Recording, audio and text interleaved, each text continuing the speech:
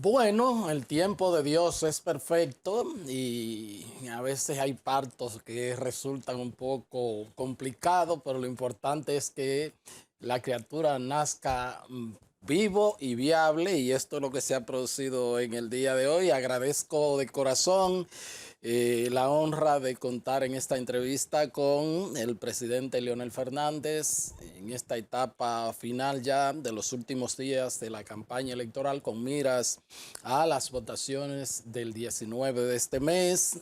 El doctor Fernández, bueno, pues 3 veces presidente de la República, presidente y líder, el fundador de la Fuerza del Pueblo y candidato presidencial por esa organización política.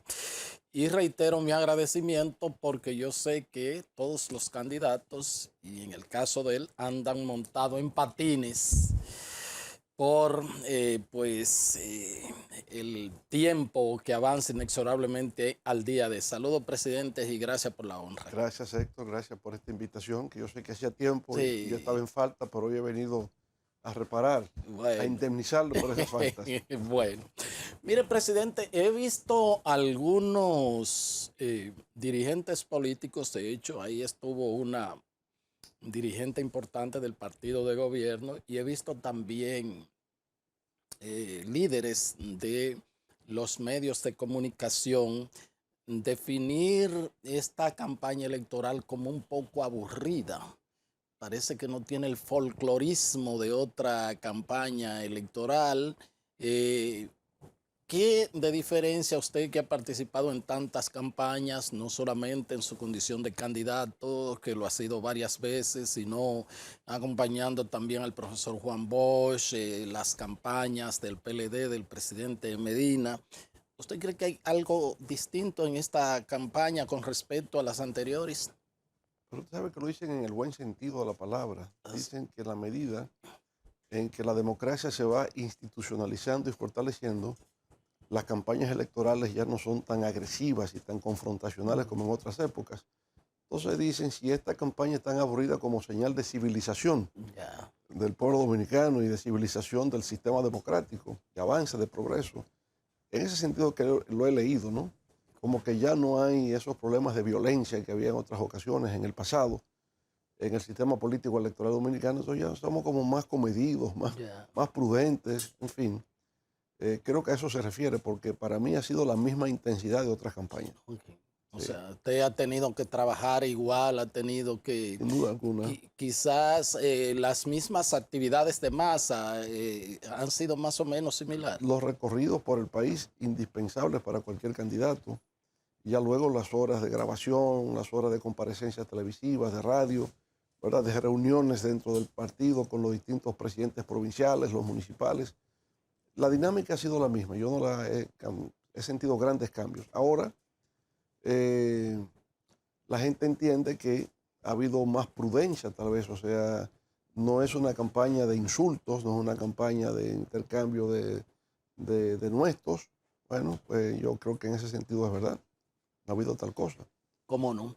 Y por supuesto, en un partido no relativamente, sino un partido nuevo, contrario a otra estructura que usted antes fue candidato y presidente, ese esfuerzo que hay que hacer donde, por ejemplo, cuando usted dirigió, presidió el PLD o fue candidato, como que todas las estructuras estaban montadas y funcionaban. Estos procesos han sido sobre la marcha de un partido en vía todavía de construcción. ¿Ha significado eso un esfuerzo político y mental para usted igual o más? Yo diría que más, ciertamente, porque es un proyecto en construcción. Por tanto, buena parte del tiempo tuvo que dedicarse a crear esas estructuras a nivel nacional, a nivel provincial, municipal, a nivel barrial. Pero todo, digamos, con miras a la participación en el proceso electoral y construcción de mayoría. Y en ese sentido, pues hemos avanzado mucho, pero sin duda alguna que no es lo mismo encontrar un partido ya hecho. Cuando ganamos en el PLD por vez primera, hacía 23 años que el PLD se había Claro. formado. Aquí estamos en 3 años y medio y siento que hemos avanzado mucho, que hemos avanzado muy rápidamente. Pero esa doble exigencia de crear un partido y de ese partido se construya un estamento electoral, pues sin duda alguna que exige mucho más esfuerzo que si ya la estructura existe. ¿Cómo no? Presidente, usted dice, bueno, lo que los discursos son más civilizados en torno a esta campaña, por eso la gente la ve que no tiene la agresividad de años anteriores, de procesos anteriores, hay más civilidad. Sin embargo, las denuncias de la oposición, y en este caso un poco más potencializadas, siguen siendo la misma, uso de recursos públicos, si compras de dirigentes opositores, uso de los programas sociales. Probablemente entonces en la civilidad hemos avanzado, pero en estas situaciones que se denuncian, lo cual pues se rompe el criterio de equidad, tomando en cuenta que esas denuncias sean ciertas, entonces como que todavía tenemos un gran reto en ese sentido. Sí, porque aquí un candidato tiene que hacer más que lo que hace, por ejemplo, un aspirante presidencial en los Estados Unidos. Aquí usted tiene que trabajar en la construcción del partido. Tiene que prestar atención a la Junta Central Electoral. Que cuáles son los delegados que van a la mesa, que cuáles son los... Es un cúmulo de cosas que normalmente un candidato no se dedica a eso, ¿verdad? Y dentro de eso está ciertamente de cómo el órgano electoral exhibe su autoridad para delimitar cuáles son los ámbitos de participación de un gobierno o hasta dónde puede realmente hacerse uso de recursos del Estado con miras al proceso electoral. Y lo que hemos visto es que ha habido un aumento del gasto público cercano a un 72% en esta gestión de gobierno, que se duplicaron los beneficiarios de los programas sociales, que se duplican lo que se otorga. Bueno, ¿y eso es dónde sale? Pero además con esta modalidad, en la época nuestra teníamos la tarjeta Solidaridad, pero esa tarjeta tenía el nombre del beneficiario y tenía su número de cédula. Ahora, en la tarjeta de este gobierno, Supérate, no aparece el nombre del usuario, ni aparece el número de cédula, es como al portador.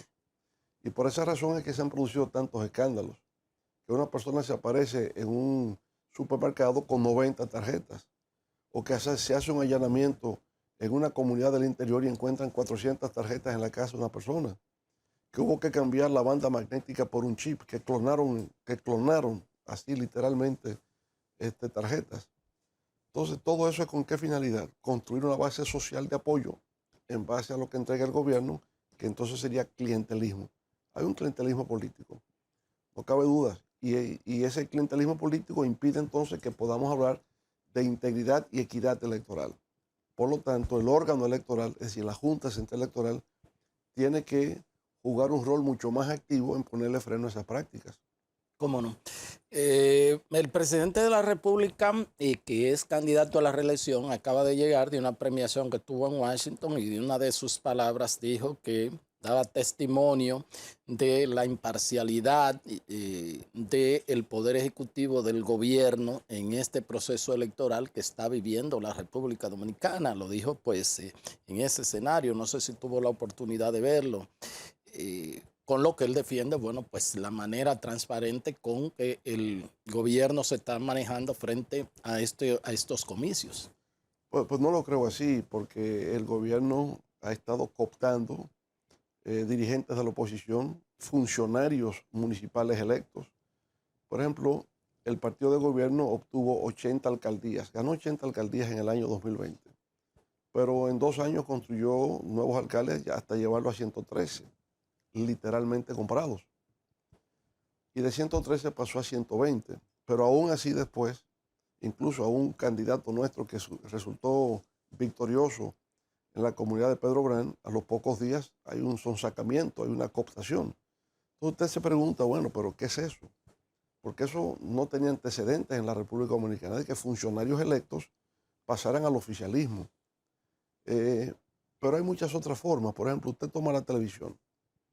Los ministerios tienen spots y esos son spots reeleccionistas.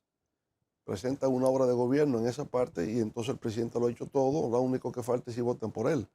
Pero hay una combinación de los spots oficiales del gobierno más los del partido, que combinados pues exceden lo que puede hacer cualquier partido de oposición, ¿verdad? Entonces yo creo que nos falta todavía un mayor equilibrio en el sentido del uso de los recursos del Estado durante el proceso electoral. E insisto, lo que se ha hecho con los programas de asistencia social es puro clientelismo político que sirva de base de apoyo a un gobierno que ha resultado ineficaz en el manejo de la cosa pública, que no ha logrado obtener el 5% de crecimiento económico promedio anual, que se ha convertido en una norma en la República Dominicana, que no ha satisfecho la creación de empleos que había ofrecido, que no ha cumplido con que a los 2 años iba a reducir a la mitad la criminalidad en la República Dominicana. Entonces hay un desasosiego en el país. En el país hay un malestar social que debiera expresarse con mayor intensidad desde el punto de vista electoral, pero que eso se mitiga con ese uso abusivo de los recursos del Estado para construir por vía del clientelismo una base social y electoral de apoyo. ¿Cómo no? Presidente, pero si se produce cooptación, compras de dirigentes opositores, como usted dice, uso de los programas sociales, de los recursos del Estado, también en la promoción, publicidad y propaganda, y todo esto con miras a un proceso electoral, podríamos hablar entonces partiendo de esas premisas que usted dice, de un proceso electoral un poco corrompido. Bueno, ha habido una intención deliberada por parte del oficialismo de corromper el sistema político dominicano, porque del momento en que usted, valiéndose de recursos financieros, coopta dirigentes de otros partidos, se está corrompiendo el sistema de partidos, el sistema político democrático de la República Dominicana. No cabe dudas de que así es. ¿Cómo no? Presidente, el presidente de la Junta Central Electoral en una comparecencia ante la Cámara Americana de Comercio, bueno, al pedir un discurso civilizado, que ya usted dijo que, bueno, esto es lo que se manifiesta también, habló en el sentido o dio garantía de una pues actitud que tendrá ahora la policía militar electoral bajo el liderazgo del Pleno de la Junta y protección ya no solamente en los recintos dentro del área de votación, sino también de hacia afuera y otra parte de la policía al servicio del fiscal electoral. Estas cosas los tranquilizan a usted como líder opositor que va a participar en este proceso. Bueno, esperamos que se pase de la retórica a la acción, ¿verdad? Y que ese día, el día D, como se dice normalmente, el 19 de mayo, se tomen todas las medidas para impedir que se repita lo que pasó el 18 de febrero. Se tenían carpas fuera, se exhibía propaganda y de alguna manera se interfería en el discurrir normal que debe tener el proceso electoral, y la Policía Electoral Militar no hacía nada, ni tampoco la Fiscalía Electoral sometió a nadie por compra de cédulas. Entonces yo pienso que si se ha dicho eso por parte de la máxima autoridad de la Junta Central Electoral, ya de que esas medidas se apliquen y que se garantice la participación equitativa de los partidos políticos y que los ciudadanos puedan ir a ejercer el sufragio sin ser interferidos, sin ser molestados, sin ser orientados, porque ya la gente va con una determinada decisión de cómo es que va a expresar su voto. Entonces, yo pienso que eso que se ha dicho, qué bien, me parece muy bien. Ahora que eso se aplique en la práctica, para que no tengamos ningún hecho de violencia, porque ya la gente quedó muy afectada con lo que pasó en febrero y no quieren que eso se repita. ¿Cómo no? ¿Ustedes van predispuestos o van dispuestos a pues tratar de que esa situación no se repita más allá de lo que las autoridades electorales han prometido? Bueno, nosotros le pedimos con un documento por escrito a la Junta Central Electoral que diera garantías en ese sentido de que eso no se repita. Y estimo que estas palabras del presidente del órgano electoral tal vez van en esa dirección. Lo celebramos, pero queremos que no se quede en el ámbito de la retórica nada más y que eso tenga una realización práctica efectiva. ¿Cómo no? Obviamente el resultado electoral de las municipales ya ha sido un tema bastante debatido. Bueno, hay una parte, usted dice, bueno, hemos tenido también algún grado de culpabilidad nosotros. Hacia afuera habló de una abstención inducida. ¿Tiene algún mecanismo? Porque aunque sacaron más de 500.000 de votos, un partido nuevo, pero esas no eran las expectativas. Un partido que tiene más de 2 millones de inscritos en su padrón.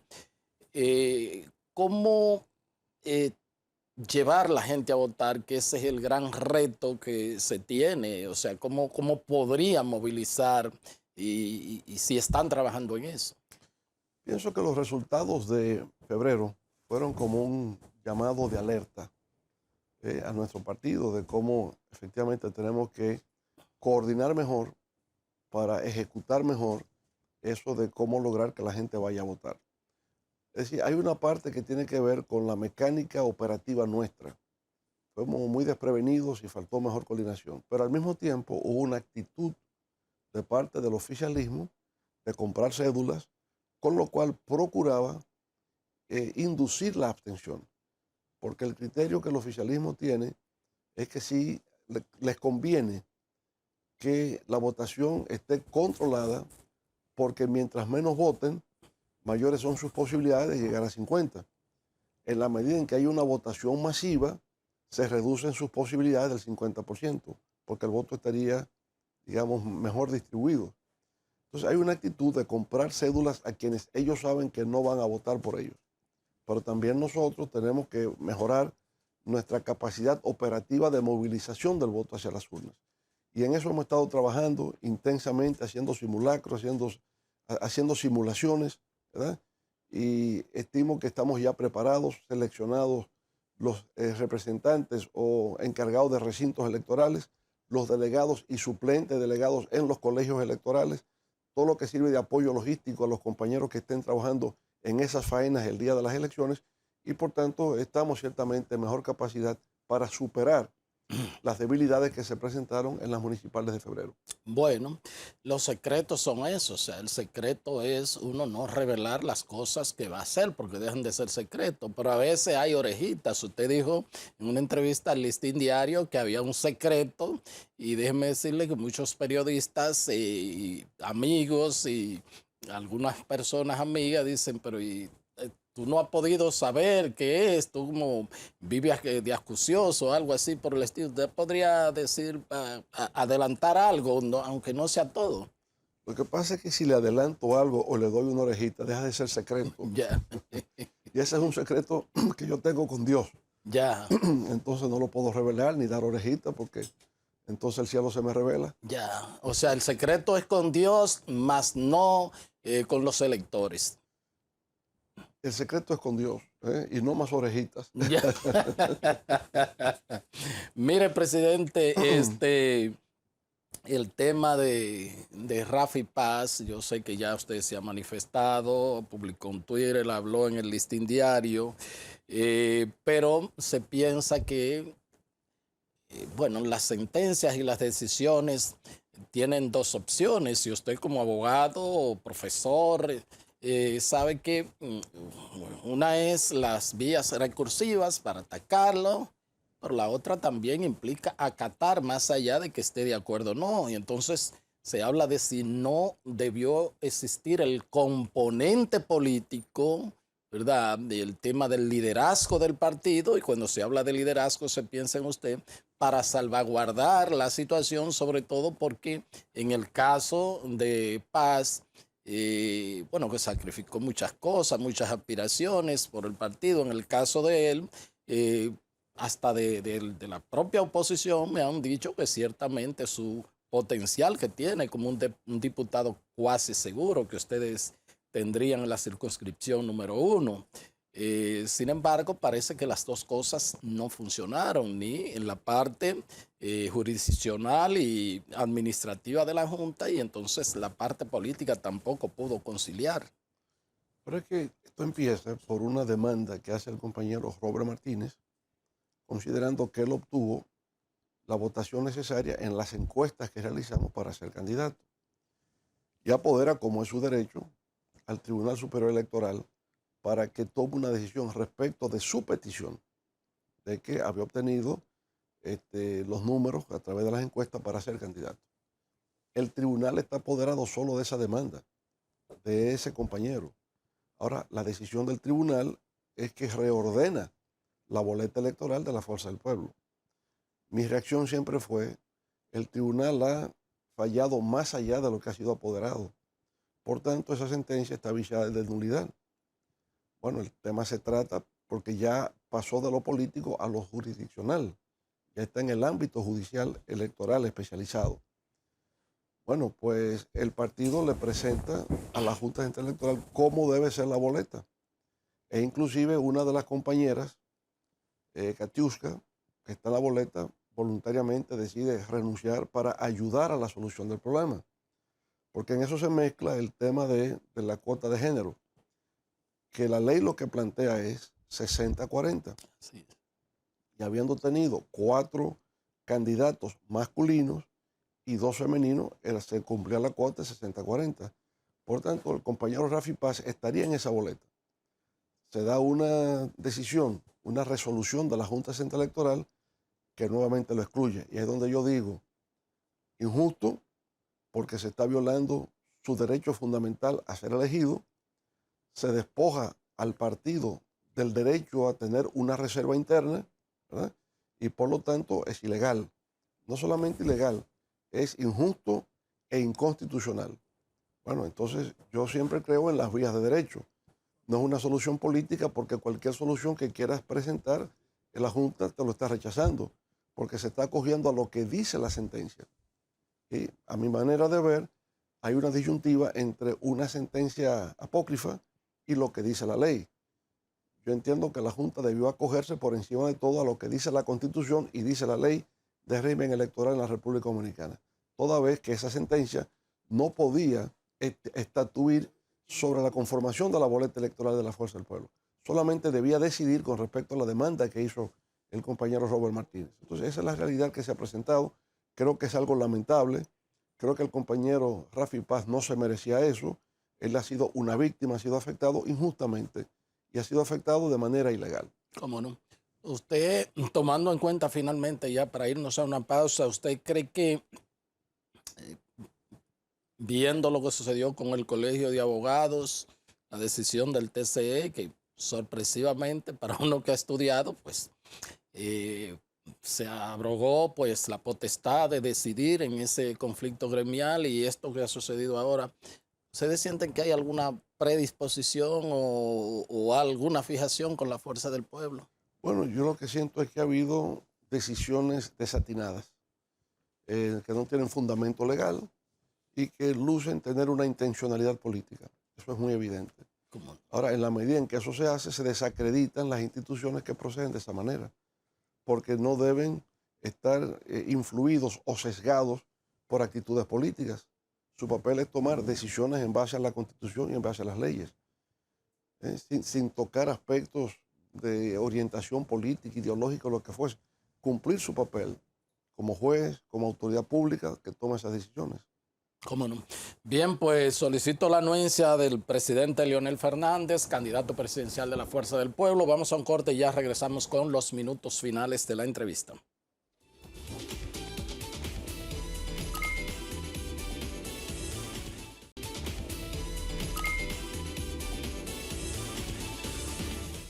Bien, continuamos con esta entrevista con el presidente Leonel Fernández, 3 veces presidente de la República, candidato presidencial de la Fuerza del Pueblo y partidos aliados, porque entre partidos y organizaciones, movimientos más bien, son alrededor de 10. Presidente, ¿usted no siente que está en el plano de la percepción, dirían desde el oficialismo de la realidad, peleando contra los molinos de vientos? Porque a ver, en las principales firmas encuestadoras más acreditadas que uno tradicionalmente conoce, pues dan una ventaja amplia al candidato, al presidente Abinader en su pues condición de candidato a la reelección, y a usted lo relega en un lejano segundo lugar sin la posibilidad de una segunda vuelta en la cual pues ustedes como Alianza Rescate aspiran, de manera que eso es como, insisto, luchar contra los molinos de vientos. Yo no sé si a partir de ahí también el secreto, que ya usted no quiere que volvamos a hablar de eso con Dios, también involucra esa parte. Mire, yo pienso que aquí hay una lucha entre realidad versus ficción. Esas mismas encuestas empiezan por decir que hay una insatisfacción del pueblo dominicano con la realidad actual. 55% en la encuesta Greenberg dicen el país va por mal camino. Entonces, ¿cómo es que si el país va por mal camino? Y dicen, y con Leonel vivíamos mejor. Así está dicho, ¿verdad? Así lo vi. Entonces, ¿cómo es posible que si vivíamos mejor con Leonel y hay 55% de insatisfacción con la realidad actual, hay una inclinación del voto mayoritario a favor del gobierno? Bueno, hay una incongruencia, hay una inconsistencia.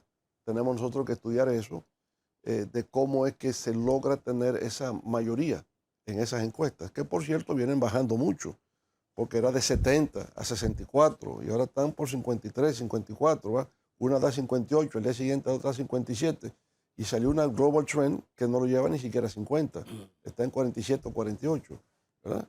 Entonces, bueno, yo pienso que hay una tendencia en nuestros pueblos, eso es América Latina en sentido general, donde toman la marca de las encuestas norteamericanas, porque la Gallup que funciona aquí no es la Gallup DC ni es la Gallup internacional, es simplemente el nombre Gallup que se toma para ser utilizado en República Dominicana. No tiene la autoridad ni el prestigio de aquello.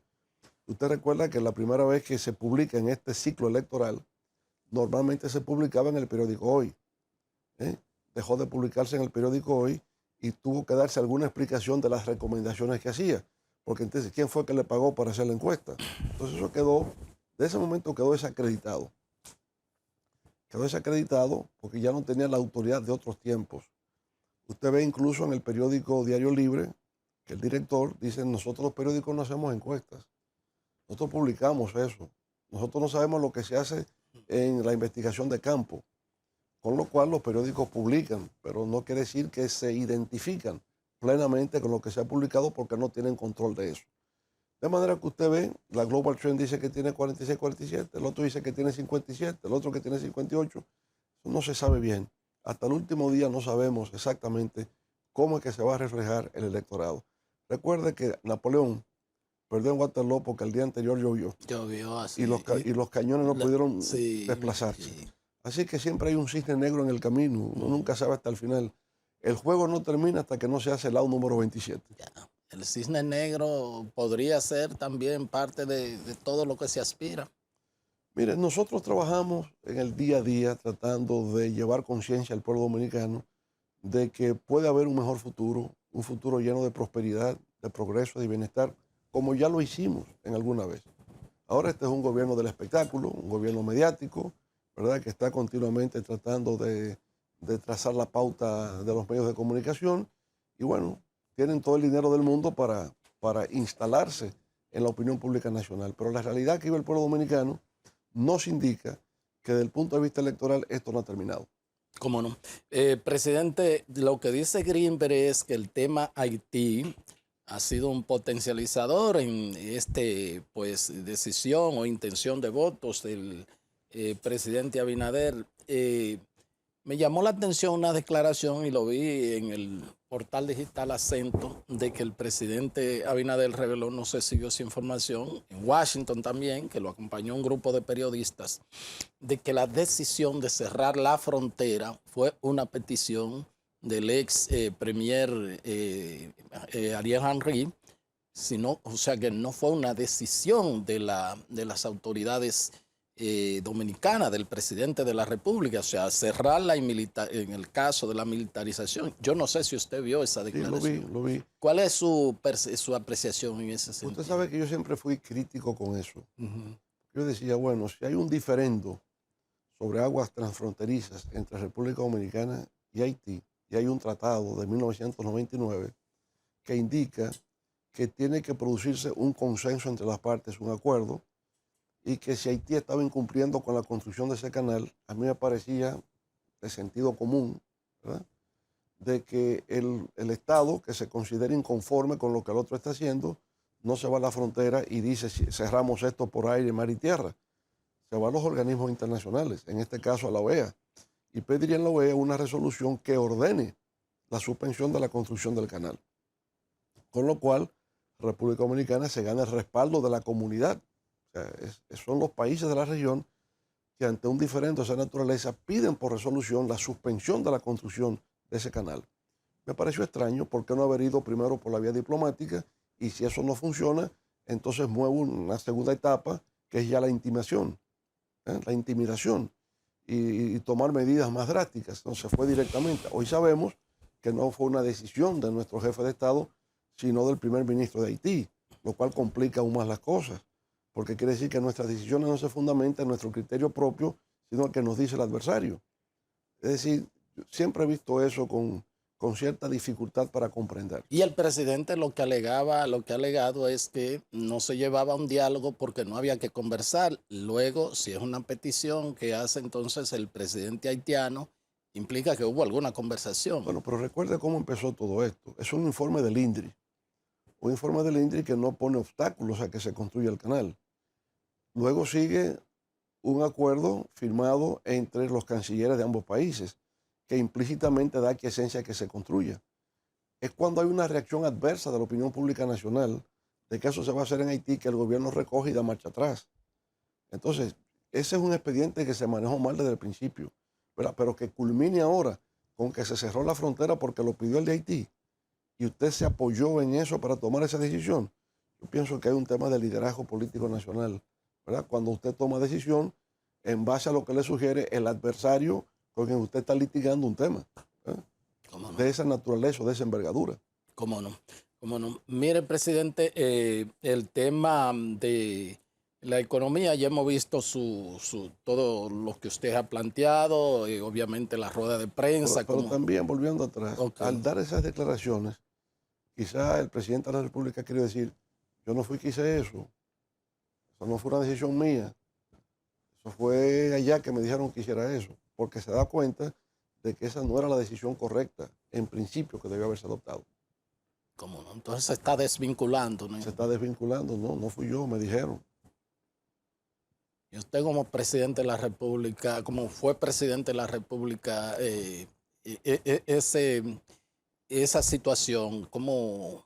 Mire, primero, no habría adoptado una decisión porque me lo dijera el presidente del país con el cual tenemos el litigio. Segundo, si lo hago, tampoco lo revelo. Porque exponer ahora al primer ministro ante el hecho de que usted fue el que me dijo que cerrara la frontera, lo indispone con sus compatriotas. Lo ¿verdad? calienta, como dicen. Sí, lo pone en una mala situación con sus compatriotas. No lo habría revelado, me quedo callado con respecto a eso. ¿Cómo no? Ese habría sido un secreto de Estado. ¿Cómo no? ¿Cómo no?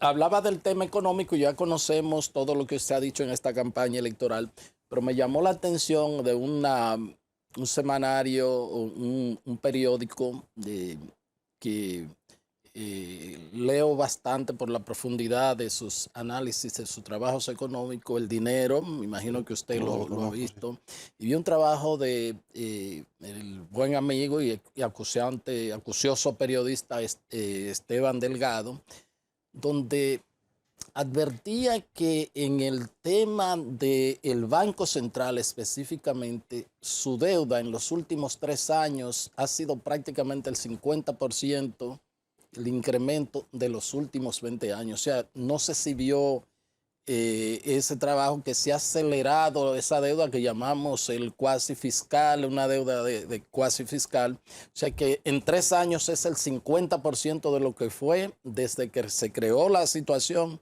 hasta el 2020 y a partir de ahí entonces ese incremento es el 50% de 10 años. Bueno, en realidad es una deuda generada por gastos operativos y por el stock de la deuda del déficit cuasi fiscal ocasionado por la quiebra de los bancos del sector financiero dominicano en el año 2003.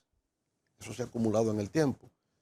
Se promulgó una ley de capitalización del Banco Central que durante nuestra gestión de gobierno cumplimos siempre fielmente, una transferencia anual de 25.000 millones de pesos para la capitalización del Banco Central y mitigar el impacto de ese stock de la deuda del cuasi fiscal. Esa deuda hoy día del Banco Central en conjunto debe andar cerca de los 20.000 millones de dólares, ¿correcto? Con lo cual se equipara a lo que son los fondos de pensiones, que andan cerca de 20.000 millones de dólares también en la República Dominicana. Es decir, pasa de 1 trillón de pesos los fondos de pensiones y en este caso también la deuda del Banco Central. Ahora, lo que sí causa mayor preocupación todavía es que en 3 años y 2 meses este gobierno ha incrementado la deuda prácticamente al 50% del Producto Interno Bruto de la República Dominicana. Eso sí es preocupante. Y que eso significa un incremento del gasto público en cerca de un 72%. Cuando llegó al gobierno diciendo que había un dispendio, que había un despilfarro, ahora nadie ha despilfarrado más que este gobierno. 72% de incremento del gasto público y el 85% de ese 72% va a transferencias corrientes y en lo que concierne al gasto de capital, 2.5%. El más bajo en 72 años en la historia contemporánea de República Dominicana. ¿Cómo no? Bueno, presidente, tenemos el tema de Omar Fernández. A veces hemos visto de que ha habido una batalla tan campal por la plaza del Distrito Nacional y uno no sabe si es, como se dice, vencer al joven que ha demostrado un desarrollo político, personal, también en su función de legislador, o es aplastar al hijo de Leonel. El muchacho sigue en el pleito. ¿Cuáles son las expectativas que usted tiene con la senaduría del Distrito Nacional? Mire, Omar ya ganó. Y ganó porque conquistó el corazón del pueblo dominicano. ¿Usted recuerda la película Gladiator, El Gladiador? Sí, claro, claro. Apele siempre al pueblo. Apele siempre al pueblo. Y Omar llegó al sentimiento popular. Ya, Y todo lo que se hace en su contra lo que hace es que le suma más. ya. Hasta el punto de que ahora el episcopado, la Iglesia Católica y otras iglesias de expresión cristiana lo asumen como su candidato. Ya. De manera que está protegido por Dios. Y está en el sentimiento, en el corazón, en los buenos deseos del pueblo dominicano. ¿Cómo no? Siendo su padre y su líder, es como una satisfacción doble en ese sentido. Bueno, me siento muy feliz de que haya logrado lo máximo que un político puede aspirar, el cariño de su pueblo. Claro. Eso es más que me sumen votos, es que el pueblo te asuma. ¿Usted recuerda a Fernandito Villalona, cómo fue que surgió? Oh, claro que Fernandito sí. fue un concurso. Tercer lugar. Y todo el mundo entendió que él había ganado. Así es. Nadie recuerda quién ganó. Todos recuerdan a Fernandito Villalona. Así, Así. así es.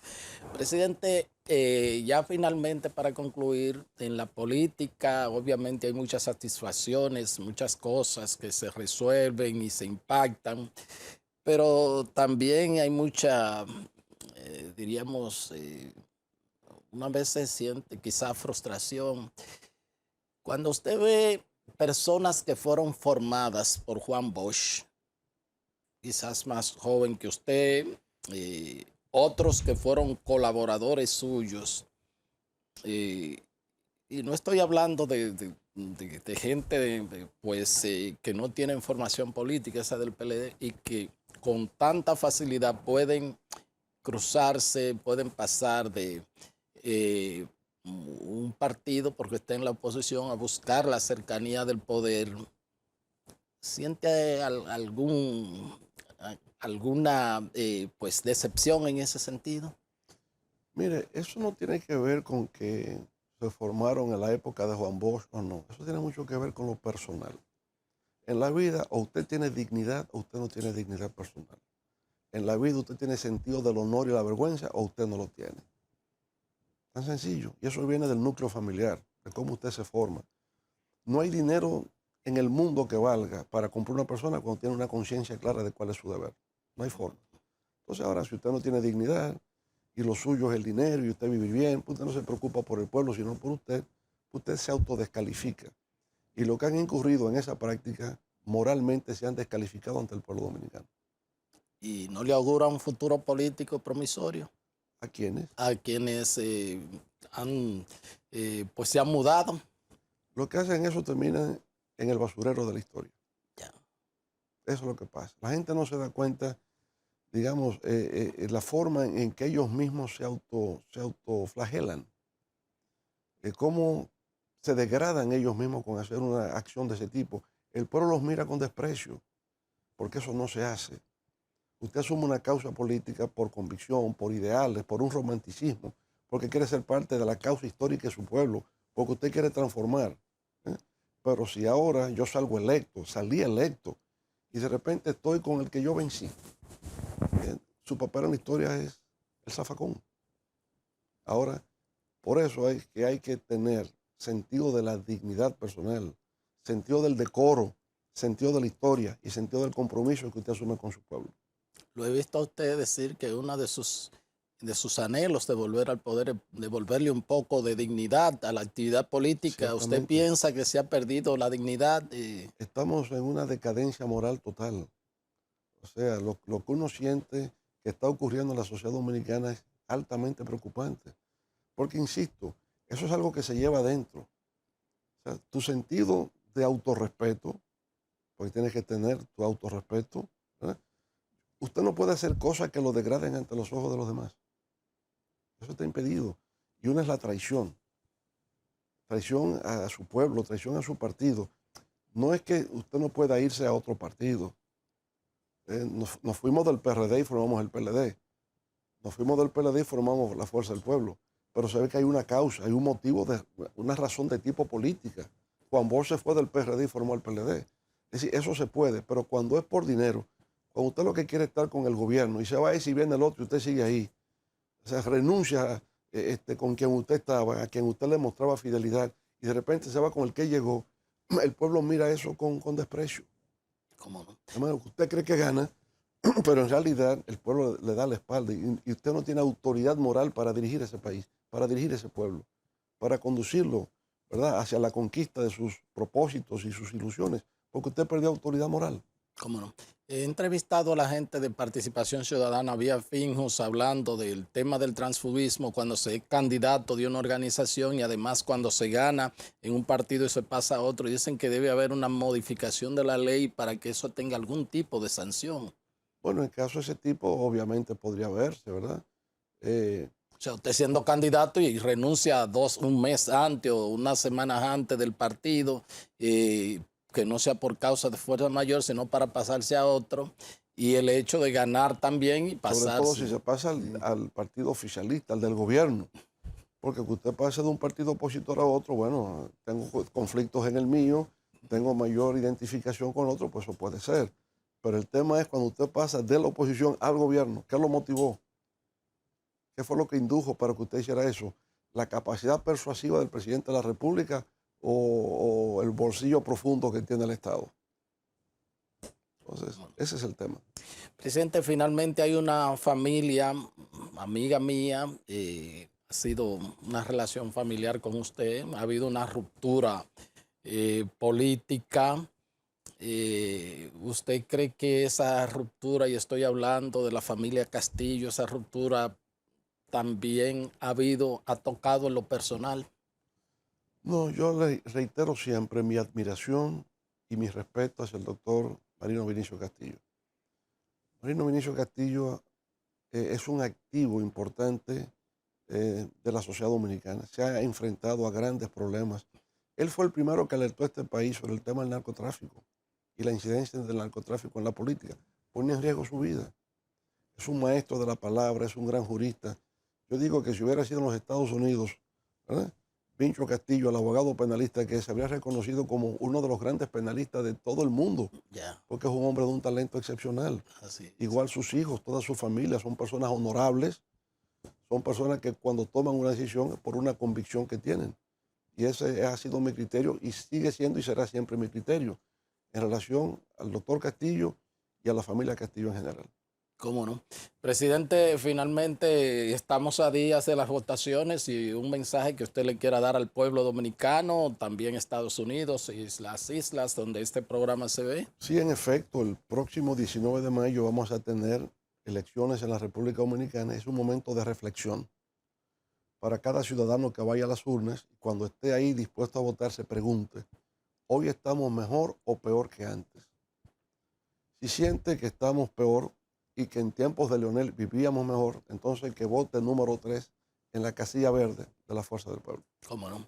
Muchísimas gracias, presidente, y muchos éxitos. Y gracias por venir. Esperamos que la próxima vez sea como más fácil la entrevista. No, pero estuvo muy bien, estuvo muy bien. Yo creo que esos son los temas que interesan al electorado dominicano. Claro, así mismo es. Muy bien. Cómo no. Muchas gracias, Héctor. Gracias a ustedes por haber estado con nosotros y será pues hasta otra entrega de su programa de Agenda. Hasta entonces.